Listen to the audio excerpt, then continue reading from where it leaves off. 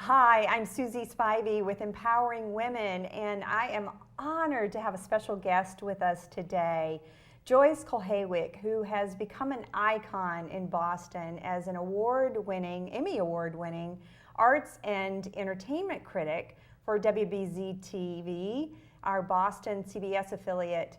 And Joyce has had such a varied and illustrious career in television, but she's doing a lot of other things that are so important as an arts advocate. She's very involved with the American Cancer Society and has raised millions of dollars for cancer research. So we're very happy to have Joyce here as an empowering woman. Welcome, Joyce. Thank you for coming. Happy to be here. Great. Empowered. Yeah, so you have done so many things in your career. And I want to kind of start from the beginning and give our viewers a little background on how you got your start in television. I know you started teaching. Right. And so how did you... But I never wanted to be a teacher. Okay. Yeah, and I always knew that I didn't want to be a teacher, but I was an English major. I didn't major in journalism or communications or anything like that. I was always interested in performance, stories, movies, theater, the arts, dance, ballet. I was my parish church organist and soloist, so I used to think that I would perform somehow. I wanted to be a nun, so at a certain point it was, yeah, at a certain point it was, do I become a nun or an actress? I mean, it was really like that, and those habits were so dramatic, you know. Right. Love that.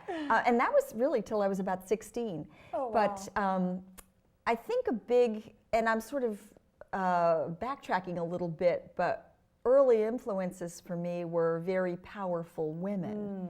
Such as? The nuns were huge for me. I was raised Catholic. I went to 12 years of Catholic schools. We lived right behind the convent.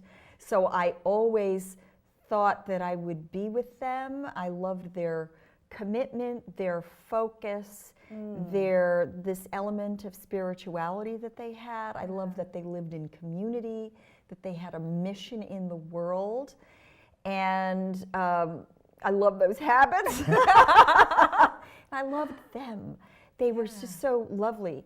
My mother was a working woman in the 1950s and in the 1960s, so I had this model of a woman who was a career woman, who went out and worked every day, and then she'd come home and she'd make the supper and do the laundry, and you know, we had one car, so she'd like run out and pick up my father who was working. I came from a very strong working class ethnic background. Right. And my grandmother was a working woman. She was a seamstress, and she used to get on the train and go into New York City and work in the sweatshops in New York and do the fine work on coats. And then she started her own coat factory. Oh my goodness. The Pretty Made Coat Company. I really did. So there were a lot of women who were powerful and focused, and I only ever thought that I would, once I got past this idea of being a nun, and when that happened, I got elected the president of my junior class in high school. And I took to it like just easily. It seemed like it involved my skill set. I was always a good talker.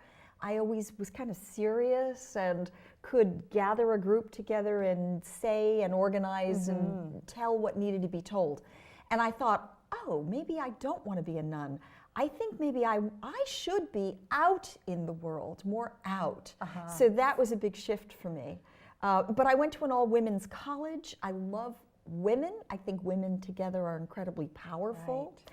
So getting back to, stories, I majored in English, I majored in literature, I love writing and speaking and talking and performing, and I just didn't know how I'd bundle all that up. Right. So I thought, well, teaching. Yeah. Even though I knew I didn't want to teach. Yeah. It somehow just didn't seem a big enough platform for me, or I was so sick of the academic routine and academic schedule and being in a school. So I actually did teach for 2.5 years. But the story is kind of interesting. It's sort of how your path finds you. Exactly. I didn't want to teach, so when I got out of graduate school, I actually have an MAT in teaching and in English. And I got out of graduate school, and I decided I didn't want to teach. I didn't want to do anything that serious. I thought, let me just do something fun before I settle down and do my real job. and I was looking around for a job in advertising or something like that, and somebody hired me to be the receptionist at a place that made TV and radio commercials. Interesting. And it was while I was there that two men walked into the office and asked me if I wanted to be in a TV commercial. And I said, well, sure. And they said, well, we can't pay you. And I said, well, okay. And they gave me a video portfolio. And I said, well, whatever that is, okay, we can give you one of those. And I made a commercial for the Plainfield, Connecticut dog racing track. And then they gave me my video portfolio, and I didn't have any equipment on which to play it, so I tucked it away. And then I got asked to fill in at Brookline High School as a teacher. And I did that for about 2 years, and I just knew it wasn't for me. No, I mean, the first 3 weeks I was there, I got asked out to the junior prom. I was really young looking. Even at age like 22, they were 17. I didn't know who I was for them. I think I was too young to teach. Anybody who's out there teaching, it's an incredible vocation. Oh, yes. Hardest thing I ever tried to do. But I then heard about a job. I quit cold teaching. My mother said, Joyce, if you don't like it, just quit, because you've got to find that thing that you love. And what a gift that your mother would give that to you. Well, exactly. You know, it turns out she always wanted to be a teacher, and she never was. She was actually a secretary and an event planner. And so she tried to pass it along to me, but was smart enough to see I wasn't happy. She said, stop doing it. Do something you love. Wow. And I thought, okay, I don't care if I have to spend 5 years trying to figure out what that is, if I'm going to wait tables or whatever it is. And it was that summer that I quit teaching that 3 interesting things happened to lead me toward my path, really. It's the only thing to call it. I one day just flipped on the TV and saw that there was a show on called Evening Magazine, and I'd never seen that show before, but it was the first of its kind, where you'd go out in the field and you'd report on fun things and interesting people, and people weren't sitting behind a desk delivering the news. They were out wearing regular clothes, being really normal and relaxed in a live situation. Interacting. And I thought, oh, I could probably do that, but of course I didn't think any more about it. And then the next thing I did was have an appointment with, I set up an appointment with the communications department at Simmons College, which is where I did my undergrad. Fabulous institution, Simmons College. And of course I didn't know the communications department because I hadn't been in that department. I sat there for 2 hours and I said, so do you think I could have a career in TV? And he said, well, here's a name for you. Contact Melanie Chillick. She graduated from Simmons College. She's now the producer of a new show called Evening Magazine. Wow. So I thought, oh, well, that's interesting. And she went to Simmons, but I still didn't call. I waited another couple of weeks until finally I was planning my wedding that summer. It was actually a double wedding. My brother and his girlfriend were getting married. My now husband and I were getting married. And my future mother-in-law was preparing our wedding invitations because she ran a stationery store. But she was also at the same time preparing wedding invitations for another young woman who was getting married, leaving her job, and moving out of the state. And her name was Nancy Glass, and she was leaving her job as an on-air tipster for a new show called Evening Magazine. And so it kept coming up. I love it. And she had told my mother-in-law, you know, they're trying to find my replacement, and they've auditioned 40 people, and they can't find anybody. And Adele called me and she said, you know, you ought to go audition for that job. And finally, this is the 3rd time that name came up. And so I went and I auditioned. And I showed up with 10 other women who were there. And they were totally unlike me. They were tall and blonde and voluptuous, and they had their modeling portfolios. And I thought, okay, well, they're not looking for you, Kulhawik. They're looking for someone like that. I had my little Peter Pan collar on, and you know, and I prepared myself, but I thought, I'll get a job behind the scenes. I'm smart, I'm educated, that's what I'll probably be able to do. And I got up there to audition, and they had actually given us 3 directions. They said, don't wear black and don't wear white. And I noticed the first woman who got up there was in all white, and I thought, whoa, this could be easier than I thought. You know, they only told us 3 things. So she got up there, she didn't know what to do with her hands, and I thought, I'll remember that when I get up there. So I got up there and I put my hands in my pockets, and then the index cards I'd prepared, of course, were in my pockets, and my mind was a complete blank, and I forgot everything, and it was kind of like, hi, I'm Joyce Kulhawik. It was terrible. And I was nervous because of the camera and the microphone, and I thought, oh, I'm blowing this whole thing. I just ripped the mic off, and I said, okay, well, bye, I'm done. You know, and I started to leave. And the producer jumped out of the truck. He came running over to me, and he said, come back here because I think you've got something we're looking for. Fabulous. And I said, what, amnesia? And he said, no, just get back there, throw away those cards and tell us about yourself. And I did. And honestly, the rest is history. Within 3 weeks, they called me. The producer had lunch with me. And at the end of the lunch, I said, so, Mr. Houghton, how will I know if I have the job? And he said, Joyce, you have the job. That's why we're having lunch. So that's a long answer to your question, but I think and you were off and running. Yeah, all the elements of the story are really there. It's so important too, because so often we get those signs and we get those clues and we don't follow through. Yes. And we may get them repeatedly, but maybe not. Yes. And it's fortunate that you got it 3 times. Yeah, and being tuned in and somehow being willing to take a shot. At that point in my life, I really had nothing to lose. Right. Single, no children, no real ties, you know, just able to go. I had no debt, I had no savings, but I was really a clean slate when I started out. Right, which is beautiful. Yeah. And so you have done so many things since then. Tell us some of the highlights of your career so far. There's just so many things. Honestly, I ended up being on the news. I went from Evening Magazine to being on the news team, and they actually asked me to be their consumer reporter, and I said, you know, I could do that for you, and I know this is a promotion, but I'm not really interested in those issues. So I'm going to say no, and they thought I'm insane. They said, do you understand this is a promotion? And I said, I do, but I already know what it's like to work at something that my heart's really not in. So here's what I could cover, though. I could cover arts and entertainment. I could cover, and I don't mean show business. I don't mean who, some actor, slept with last night. I don't mean like, does Britney have her underwear on today? Right. That's what it's kind of devolved into today. I mean, who's on stage? Who's performing? How do they do what they do? What motivates them? What's their craft? What are they thinking? What do they want to communicate to the world? What's a good movie? What's a bad movie? What's great theater? What makes it tick? That was my background. That was what I was interested in. And though I didn't feel I was skilled enough to do any of those things, I'm not a filmmaker, and I'm not an actress, and I'm not a dancer, and I'm none of those things, but I feel very simpatico there. I think I understand what those artists are trying to communicate. And I thought I would be a really good conduit for the message. So what I tried to build, they actually called me back in 6 months and said, we're going to do that. And they launched a whole campaign called You Gotta Have Arts. And it was the first campaign of its kind in the country.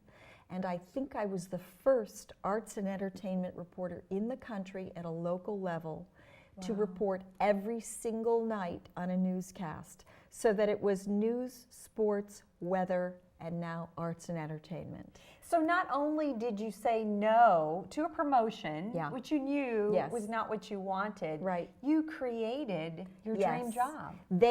It was I gave them the idea, and then they took it and ran with it. They kind of supported the whole thing. WBZ, I have to say. And for 30 years we did that. And of course, now it's over. No one reports on arts and culture anymore in Boston. And it's sad. It's terrible because the arts have really proliferated and the coverage has shrunk. So I'm still looking to be a conduit. But that's probably a later question. But the highlights along the way were amazing. I covered the Oscars. I covered the Grammys. I covered the Emmys. I covered the Tonys. I was on the red carpet with Roger Ebert. I was actually invited to be his fill-in co-host for a year in the balcony, thumb to thumb with him. That must have been wonderful. It was incredible. I sat with Leonard Maltin. I had a national TV show for 2.5 years called Hot Ticket with him. But always my base was in Boston because I love this city. And I've had many enticing offers to go elsewhere. But I've met every big star you can probably imagine. You've interviewed Oprah. Oprah. I mean, Oprah. She's phenomenal. I've interviewed Meryl Streep many times. And you've traveled around the world. Yeah, I've been in Egypt at the pyramids, reporting there. I've been all over Paris, following in Van Gogh's footsteps. I've been in the room where he died. I've been in the field where he painted those incredible sunflowers. I've been in London at Abbey Road Studios, where the Beatles recorded. I have sat with John Williams and Steven Spielberg and George Lucas. I've been at the Lucas Ranch where, we were interviewing him about all of the Star Wars trilogies.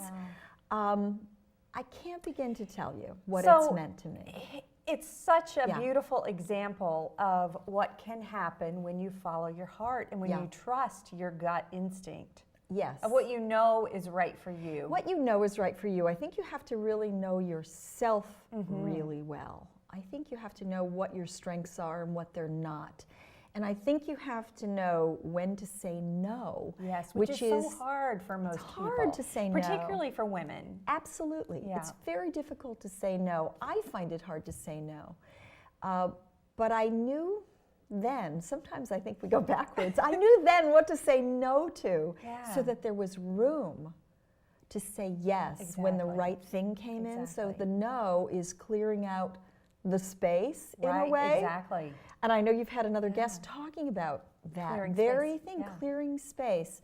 But it's so important to stay close to the things that you love, keeping your distance and clearing away the things that really aren't for you, which may be worthy. That's the thing. It's not that they're bad, but they may not be for you. Right. Well, it's finding that thing, that path, that place where you can shine your inner light as brightly as possible. I try to tell this to young women when they're trying to figure out what to do and how to follow their path, etc. And I tell them, if you stay very close to the things that you love, the odds are you will be very good at those things too.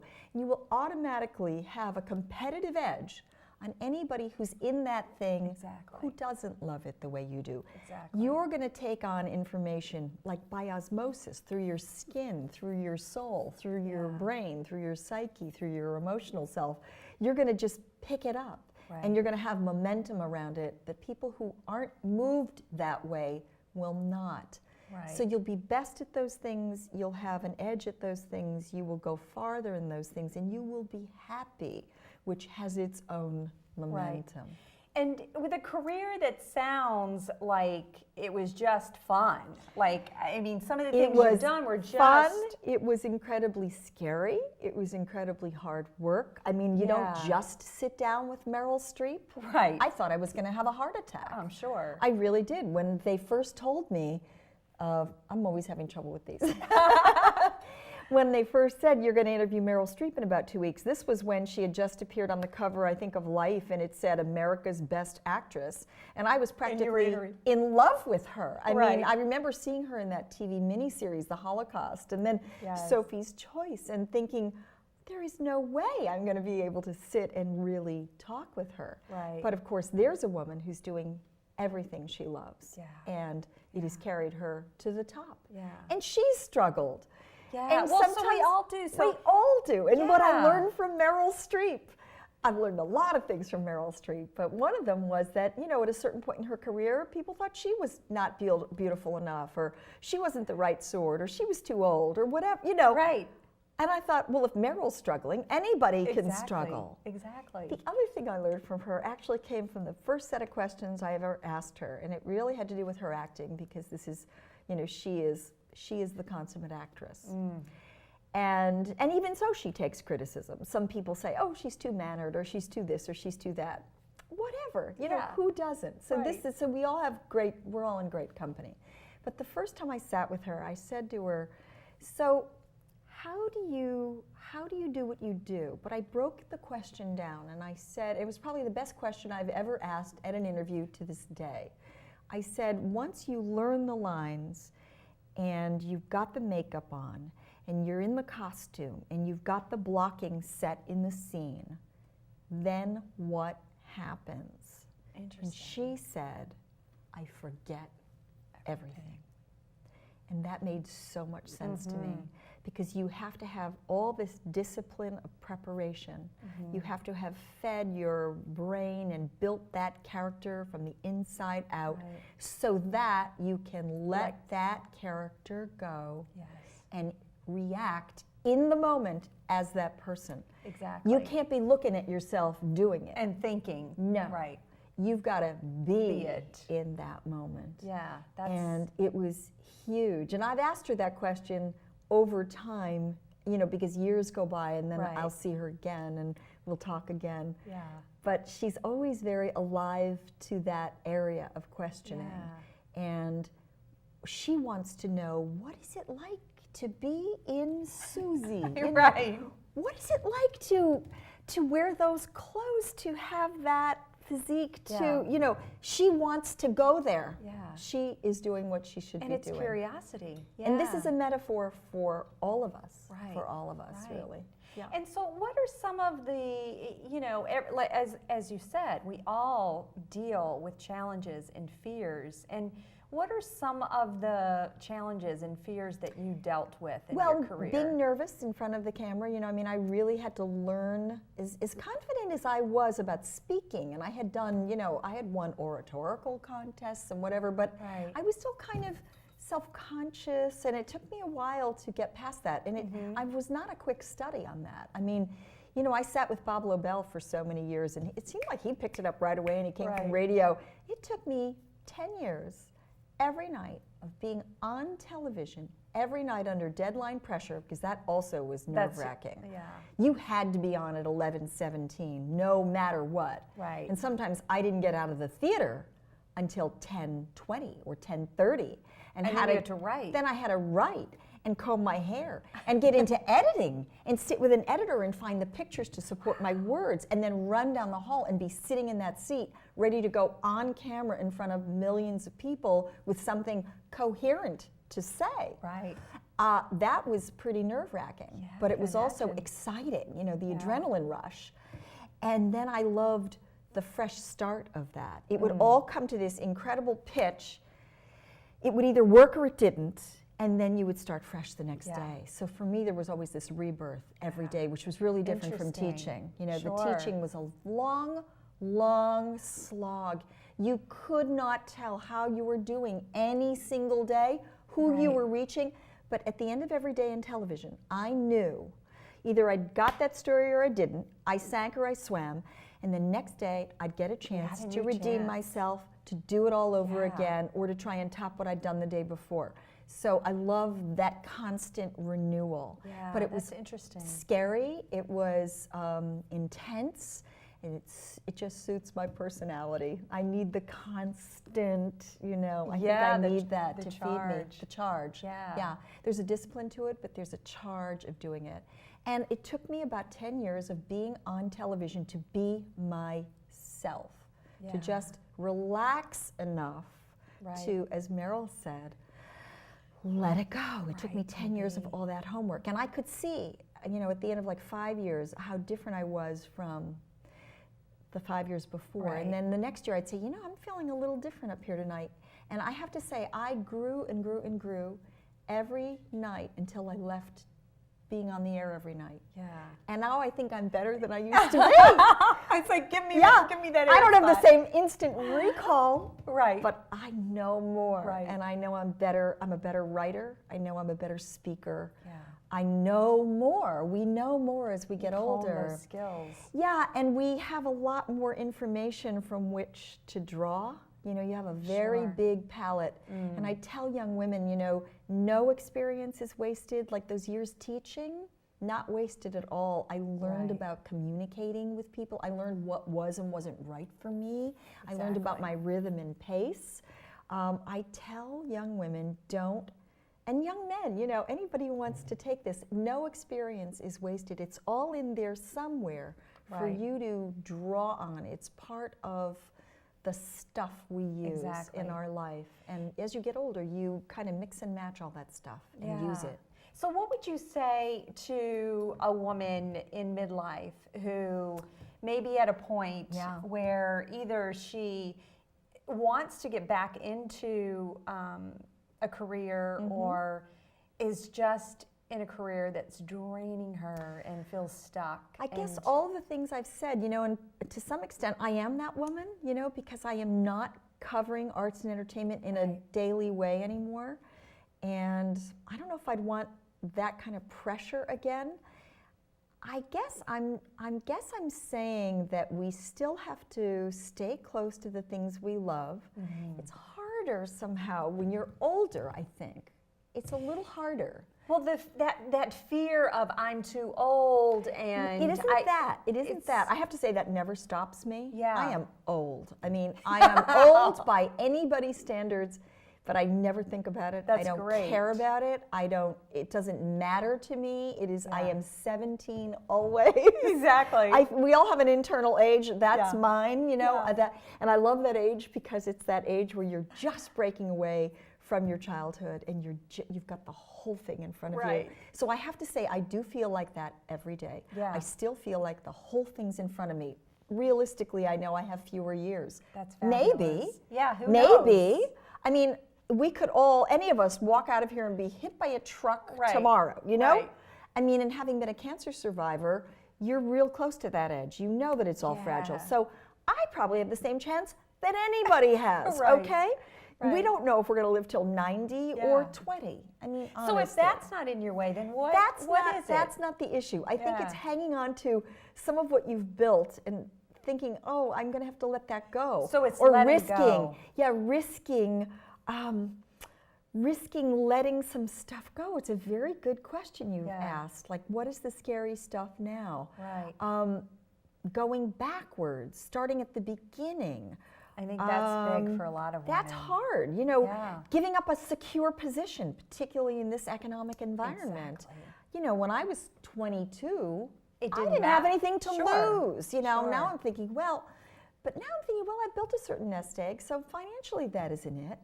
Hard to say. Yeah. Just trying to reformat, you know, to fit into what the day is now. Yeah. I guess I would say to women, be as honest with yourself as you can. Try to be out there seeking and looking and staying open and tuned in. Don't let the job go that you have if you need it, practically speaking, Right. to count on. But start to set aside some time to be exploring and be wide Exactly. open. Yeah. Don't think about your age. Nobody else will either. And if they do, that's their problem. Right. I mean, really and truly. Do the things that you love to do and try to stay as open as you can and try stuff out. Right. Take a flyer, take an unexpected trip, go do something that maybe in the back of your mind you thought, I've always wanted to do that. Yeah. Let me just go try that. Take a class. Do or a volunteer thing. Exactly. Take a class. Hang out with some people that maybe look interesting to you, that maybe you never thought you'd want to be with before. Right. Take tea with that interesting woman that you met maybe a year ago and you always said you'd get together. Well, maybe you make that time. Yeah. Yeah. Something will spark. Exactly. Yeah. Yeah. And now you brought up being a cancer survivor. Yes. And as a 3-time cancer survivor. It's almost like what- it happened to somebody else. I mean, Yeah. it's almost like it happened to somebody else. How did that change your life? Actually, it was a part of my journey that I didn't expect. I mean, certainly no one expects to get cancer. Right. I didn't think that it would ever happen to me because there's no cancer in my family. I don't come from a long line of, you know, people with breast cancer or anything like that. I actually never had breast cancer. It's epidemic. It's not the one I had. I had rather rare cancers. I had a melanoma when I was 26, about a week before my wedding, which was misdiagnosed. And every cancer I've had was misdiagnosed. What I learned about that was that I had to pay attention to what I knew was wrong with me, and I had to insist to doctors that there was something wrong when I was told maybe there wasn't anything wrong. So I learned that lesson again. It reinforced that lesson for me, which is the same one that you have in your career, which is you have to stay close to yourself and believe in yourself and know yourself. Exactly. So when I had this mole on my leg that I discovered because I happened to be watching TV one day, and there was a woman on the Phil Donahue show. That's how long ago this was. Yeah. The first big talk show, pre-Oprah. Oprah, She had a mole on her leg, and she had cancer of the colon, and she said it all started with this mole on her leg. And I looked down, and there sitting on my knee was a big mole, new, which I'd had for about a year that I'd noticed had arrived, but I didn't do anything about it. I didn't know anything about that. Right. It was 1978, and we weren't talking about melanoma, and nobody knew about moles really. But I thought, well, I'm getting married in a week, I better check that out.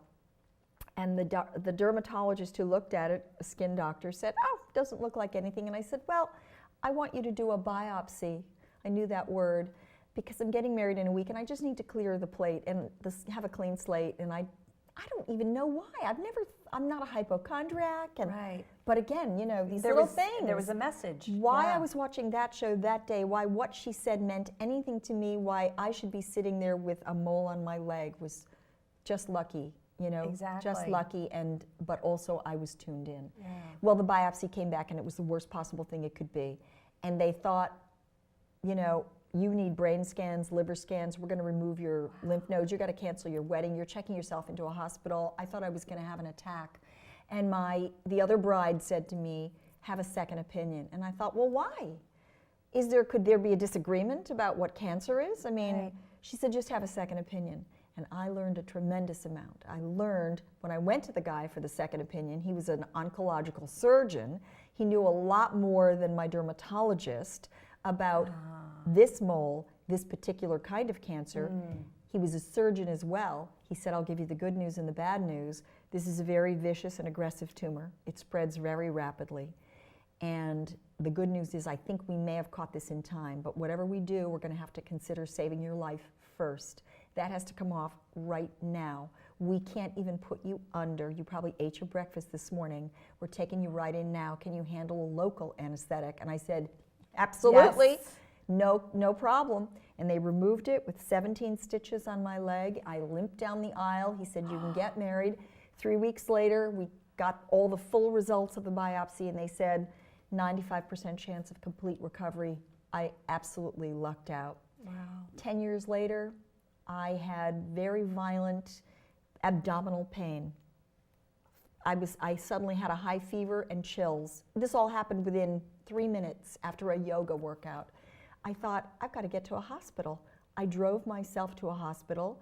They checked me in. They dismissed it as an infection, treated me with antibiotics, and let me go home. But I knew I wasn't well. And I said to one of my girlfriends, will you look at my stomach? Tell me if that's normal for me. She said, it's not. Yeah. That isn't what you look like. And I said, okay, sometimes we forget. Sure. I got a second opinion. They thought it was my appendix. They eventually discovered when they opened me up to remove my appendix that it was ovarian cancer. They said they nearly collapsed. I was 34 years old. It was very rare. And it might have never been found if you hadn't taken action. This is why it's such a killer, that disease, because it's a silent grower. My body, for whatever reason, really let me know. I still think that yoga workout had something to do with it. I do.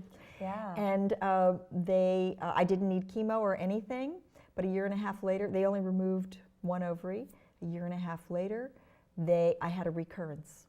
And I was on an airplane headed for Nairobi on a safari, and I had violent pain as we were coming in for a landing in Nairobi. And I thought, is this cancer, or do I just have the flu? Do I fly all the way back home?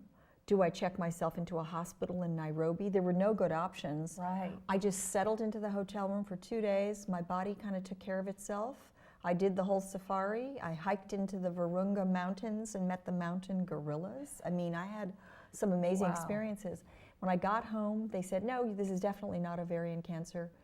But of course it was. Several weeks later, I had another big episode, and they raced me into the hospital again in the middle of the night, ruptured tumor, the whole works. Oh my goodness. Full hysterectomy, chemotherapy, the works. Right. And then I asked for a follow-up surgery at the end of my 6 months of chemo, because I said, I want to know if that chemo worked. And again, they said, well, it doesn't matter, because if it worked, you're fine, and if it didn't, there's nothing else we can do for you. And I said, well, I want to know, because maybe I'll take Chinese herbs or Exactly. do some sort of meditation, or I'll travel to Tibet. I don't know what I'll do, Right. but I want to know. Yeah. So I would say to people, what I learned is get a second opinion, trust your body, fight for your life, because at every turn, if you can get yourself 6 months or a year or 2 years, at the end of that, there may be some new drug, some new treatment, some new therapy to get you through to the next level. And this is advice for people who want to live. And I wanted to live, and I want to be here as long as I possibly can be here. Yeah. I mean, I keep thinking on my gravestone, it's going to say, wait a minute, I've got one more idea. I love it. Yeah, wait one more minute, you know. I love it. That, and I love Johnny Carson's I'll be right back. Right, exactly. That's wonderful. Yeah. Yeah. So tell me a little bit about what you're doing now, and what's next for you. I don't know. I really, I don't know. This has been a real challenge. I've been out of my job now in a regular way for, is it 4 years, 5 years, something like that, and I'm searching. So I've started a website. It's called joyceschoices.com. I review movies and theater, and I blog about what's on my mind. I tweet and Facebook out a lot of things, so I've had to learn a lot of new technology. I post videos and whatnot, you know. I'm launching something called my 30-second reviews, which are movie reviews. Oh, I love it. And I don't believe it exists really anyplace else in any significant way in the marketplace. That's what I'm doing. I'm the president of the Boston Theater Critics Association, so I go to all the theater in town. I'm still reviewing. I'm a member of the Boston Society of Film Critics, have been for a long, long time, so I see all the movies and I write about them. Right. I'm doing a lot of different, I host, I speak, I MC, I do a lot of public speaking. Yeah. I just led the Simmons Women's Leadership Conference, the longest running, most prestigious women's leadership conference in the country. 34 years it's been running. We had a record turnout this year, 3,300 women at the Seaport World Trade Center, and we were streaming this live around the globe to 9 different countries, and I got to host the whole thing. Oh, that's wonderful. It was a huge, wonderful platform, use of my skills in service of my incredible school as an alum. I feel like the subtext for everything that I'm doing now has a lot to do with women's empowerment, which is why I was very excited to be able to do this show. Yes. I think this is one of the landmark issues of the 21st century. Absolutely. Wherever there are 2 or more women gathered together, there is a much greater likelihood of building consensus. Yes. This has been determined, you know, there have been studies that consistently reinforce that data. Google now makes sure they have more than 2 women on any committee or in any room, in any gathering where you need to have consensus, because women relate differently. The whole tone is different. Where you can always judge, I think, the success of a culture by the way it treats its women. Absolutely. They are the barometer of that culture. So you look around the world, and there are women everywhere in our own country and all around the globe that need voices, that need support, that need leaders, that need to reinforce their voices so that they can come into their own and speak up. This will change the world. It is the watershed moment for women now. Absolutely. And it is shocking to me that we are still where we are. I remember when I was at Simmons, hearing Gloria Steinem speak for the first time. And I remember she was talking about women's liberation. And I remember thinking, you know, that women are equal and all this. And I remember thinking, well, doesn't everybody know that? I mean, you know, and why do we need this? I can do anything I want. Well, 40 years later, women are still underpaid, underserved, underrepresented. In the year 2013, we are still fighting for equal pay for equal work in this country. And what needs to happen to change? We need to get this? women into leadership positions in a lot of these companies that set the rules, that make the rules, that make the decisions. Right. So you look at any industry, who are the leaders? It's still men. It's still men. Yeah. Who are the big cooks on TV? They're still men. Yeah. Who are the big leaders in education? You may have more women teachers, but who's in the administrative positions? Men are.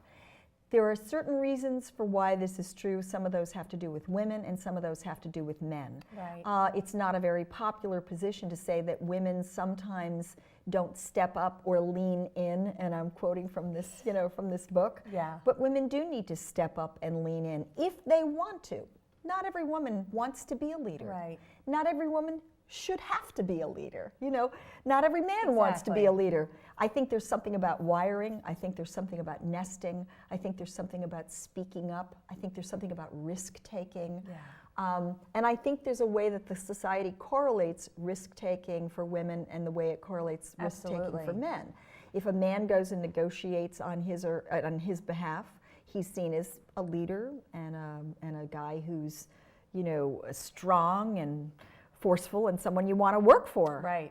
If a woman does that, she may be a great negotiator, but you may not like her. Yeah. Because maybe she's just too bossy. Exactly. It correlates negatively. Yeah. I'm not saying she is. I'm saying that's how she's seen. And as women, most of us, many of us grew up wanting to be liked. Yes. And be accepted. So and in our own selves, sometimes I think we're fighting that. Yeah. But certainly it's something that gets put on. The very characteristics we need to get ahead are often seen as negative for us. Right. So I think the more women we have making decisions to speak to, if I'm applying for a job in a company and I'm going to interview with a woman, there might be a different outcome. Exactly. But I hate playing the woman card. I don't want to be marginalized in any way. Right. I mean, ideally, we all get to a place where it's just us and our skill sets. Yeah. And we get hired or fired on the basis of our abilities. Of that. Yeah. And I think the key is women coming together and supporting each other. I do think that's huge. And helping each woman step into their own power. In the way that we do it. Exactly. In the way that we do it. It's not like we have to be mini men. Yeah. No, women need to find their power and use it the way we use it. Exactly. Yeah. Exactly. What a wonderful way to wrap up. Thank you so much for joining us. It's been a pleasure. Well, you're clearly following your path. Those were excellent questions. Well, thank you so much. Thank you so much. It was an honor to talk with you. Thank you. Thank you for joining us today. For more information, visit us at our website, empoweringwomentv.com.